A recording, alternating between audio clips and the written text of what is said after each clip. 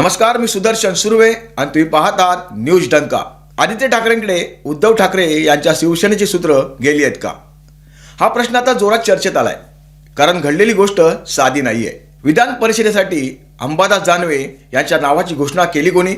तर ती आदित्य ठाकरेंनी. ती उद्धव ठाकरेंनी केली नाही किंवा पक्षातील इतर कुठल्याही मोठ्या नेत्यांनी नाही. आणि राजकारणात एक गोष्ट खूप स्पष्ट असते, निर्णय जितका महत्वाचा असतो तितकंच महत्वाचं असतं तो जाहीर कोण करतो. कारण तिथेच कळतं की सूत्र नेमकी कुणाच्या हातात आहे. म्हणूनच इथून सुरू होते खरी चर्चा.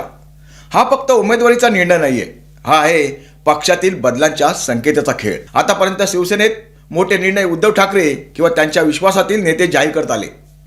ती एक ठरलेली पद्धत होती. पण यावेळी आदित्य ठाकरे पुढे येतात आणि थेट उमेदवार जाहीर करतात. हा फक्त घोषणेचा भाग नाही, हा भूमिकेचा बदल आहे का? म्हणजेच निर्णय प्रक्रियेत आदित्य ठाकरे आता मध्यवर्ती झाले आहेत का? गेल्या काही काळात आदित्य ठाकरे अधिक आक्रमकपणे पुढे येताना दिसले, सभांमध्ये, आंदोलनात आणि संघटनातही. आणि आता ही घोषणा योगायोग वाटत नाही. म्हणूनच प्रश्न थेट उभा राहतो, पक्षात नवीन नेतृत्वाची सुरुवात झाली आहे का? उद्धव ठाकरे अजूनही पक्षप्रमुख आहेत, पण प्रत्यक्ष राजकारणात, मैदानात आणि निर्णय जाहीर करण्यात आदित्य ठाकरे पुढे येत आहेत का? हा बदल छोटा नाहीये आणि याचे परिणाम फक्त पक्षापुरते मर्यादित राहणार नाहीत, तर संपूर्ण महाविकास आघाडीच्या समीकरणावरही पडू शकतात. मुळात उद्धव ठाकरे विधान परिषदेसाठी उत्सुक नव्हतेच. मागच्या वेळी मुख्यमंत्री पदासाठी त्यांना ओढून ताडून जावं लागलं होतं.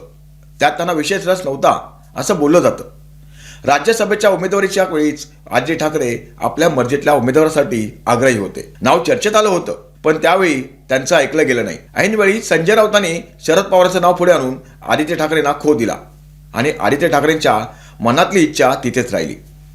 कुठेतरी संजय राऊत यांनी कुरघोडी केली होती. पण यावेळी चित्र वेगळं आहे. विधान परिषदेच्या उमेदवारीसाठी महाविकास आघाडीचा चेहरा म्हणून अंबादास दानवे यांचं नाव जाहीर करताना आदित्य ठाकरे पुढे आले आणि इथून एक वेगळी दिशा दिसायला लागली. हा फक्त निर्णय नव्हता, हा एक संकेत होता का की आता पक्षातलं नेतृत्व हळूहळू बदलत आहे. आदित्य ठाकरे आधीच आमदार आहेत, मैदानात सक्रिय आहेत आणि आता दानवे यांच्या नावाची घोषणा करून त्यांनी एक स्पष्ट संदेश दिलाय की पक्षाच्या निर्णय प्रक्रियेत ते आता महत्वाची ठरणार आहेत. महापालिकेच्या राजकारणातही याचे संकेत मिळाले होते. वरुण सरदेसाई यांच्या मर्जीतल्या उमेदवाराला महापालिकेत संधी त्यावेळी देण्यात आली. उद्धव ठाकरेंच्या जवळचे मानल्या गेलेल्या अनिल परब यांच्या मर्जीतील उमेदवाराला डावलून वरुण सरदेसाई हे आदित्य ठाकरे यांच्या नव्या टीममधील भिडू आहेत. त्यावरून हे स्पष्ट झाले की आदित्य ठाकरे आपल्या मर्जीतल्या नवीन चेहऱ्यांना पुढे आणण्याचा प्रयत्न करू लागले आहेत. हा सगळा योगायोग नव्हता, हा एक पॅटर्न होता का? म्हणजेच हळूहळू नवीन टीम तयार होत आहे का आणि जुनी टीम बाजूला सरकत आहे का? यावरून काही जण थेट प्रश्न विचारायला लागले, उद्धव ठाकरे आता सक्रिय राजकारणातून बाजूला होत आहेत का? त्यांनी निवृत्ती घेतली आहे का? अधिकृतपणे ते पक्षप्रमुख राहणारच या शंका नाही, पण प्रत्यक्ष निर्णय कोण घेत आहे हा खरा प्रश्न आहे. कारण वास्तव काय आहे, उद्धव ठाकरे यांना गेल्या काही वर्षात सतत पराभवांना सामोरं जावं लागलं. सत्ता हातातून गेली, महापालिकेतील दीर्घकाळ टिकलेलं वर्चस्व संपलं आणि आता त्यांच्या पक्षाकडे उरले आहेत फक्त 20 आमदार. अशा परिस्थितीत राष्ट्रवादीच्या शरद पवार गटाचा 10 आमदारांचा पाठिंबा मिळाला तरच विधान परिषदेचे समीकरण जुळणार आहे. उद्धव ठाकरे यांना मागील आमदारकीच्या काळात विधिमंडळातील राजकारण कधी जमलं नाही, किंबहुना त्यांचा तो पिंड नसल्याचं दिसलं. केवळ मुख्यमंत्री होण्यासाठी ते आमदार झाले. त्यांचे कोणते प्रश्न गारले नाहीत की त्यांची भाषणे, त्यामुळे ते पुन्हा 6 वर्षासाठी आमदार होण्याची शक्यता नव्हतीच. तसेच झाले. आता विधिमंडळात आदित्य ठाकरे हे नेतृत्व करतील आणि बाहेरही हळूहळू पक्षावर पकड मिळवतील असाच होरा यातून मांडता येतो. या निवडणुकीला आणखी एक कंगोरा आहे, तो महाविकासमधील संघर्ष. हा मुद्दा फक्त एका उमेदवाराचा नाहीये, हा आहे महाविकास आघाडीच्या आज चाललेल्या राजकारणाचा आरसा. ज्या जागेसाठी उद्धव ठाकरे विधान परिषदेवर जाणार अशी चर्चा जोरात होती, तिथे काँग्रेसकडूनही संकेत होते की ठाकरे असतील तर पाठिंबा नक्की. तिथे अचानक सीन बदलतो आणि साईड हिरोला तिकीट दिलं जातं.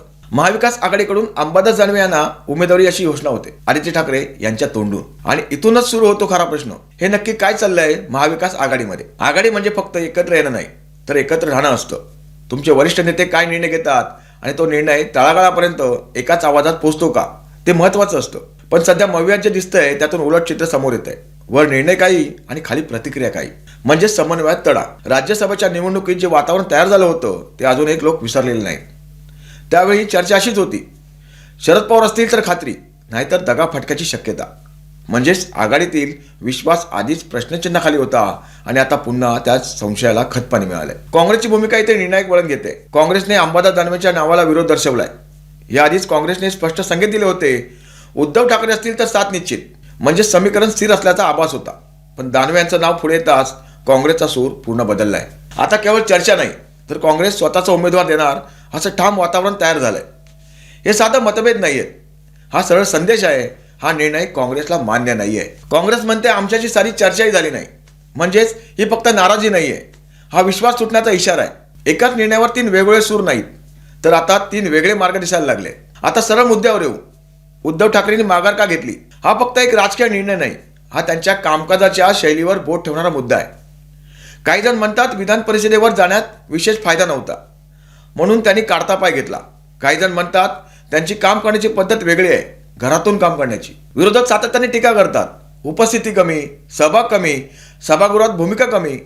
समर्थक म्हणतात ते धोरणात्मक पातळीवर काम करतात, पण जनतेपर्यंत पोहोचलेली प्रतिमा कोणती हा खरा प्रश्न आहे.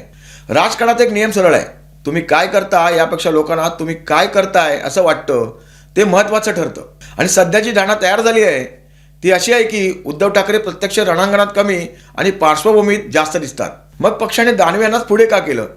अंबादास दानवे आक्रमक, सातत्याने बोलणारे, सभागृहात सक्रिय, म्हणजेच पक्षाला असा चेहरा होता जो रोज भिडेल. पण इथेच दुसरा प्रश्न, हा निर्णय मजबूती दाखवतो की तडजोड? कारण इच्छुकांची यादी मोठी होती. सुषमा अंधारे, विनायक राऊत, वैभव नाईक सगळेच रेसमध्ये. अंधारे यांचं नाव तर जोरात होतं, पण त्यांना संधी मिळाली नाही आणि इथूनच सुरू होते नाराजी. WhatsApp status, social media post, सूचक संदेश. राजकारणात कोणी उघड बोललं नाही तरी संकेत खूप काही सांगतात. आता गणित बघू. विधान परिषदेसाठी 29 मताचा कोटा. कागदावर मव्याकडे आकडे आहेत, पण ते एकत्र राहतील का? काँग्रेस वेगळा उमेदवार देणार, आत नाराजी आणि बाहेर भाजप पूर्ण ताकदीने मैदानात. आणि तेच सगळ्यात मोठा प्रश्न उभा राहतो. भाजप फक्त उमेदवार देत नाहीये, ते ट्रॅप लावतायत का? असा सापळा जिथे आकड्यांचं गणित डळमळे, मित्रपक्षाचं एकमत ढासळे आणि शेवटी मव्याचं संपूर्ण समीकरण कोसळे.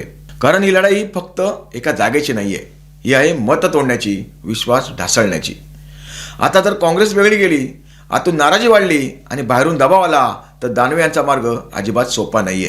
क्रॉस वोटिंग, तुटलेली मते आणि ढासळलेलं गणित हे सगळं एकत्र आलं तर निकाल पूर्ण बदलू शकतो. म्हणजे निष्कर्ष एकच, मोव्याकडे आकडे असतील पण कंट्रोल कोणाकडे आहे हा खरा खेळ आहे. ही निवडणूक फक्त एका जागेची नाहीये, ही आहे नेतृत्वाची परीक्षा, समन्वयाची परीक्षा आणि सर्वात महत्त्वाचं म्हणजे विश्वासाची परीक्षा.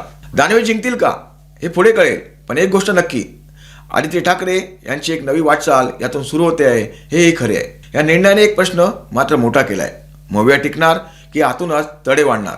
मी सुदर्शन सुर्वे आणि तुम्ही पाहतात न्यूज डंका. धन्यवाद.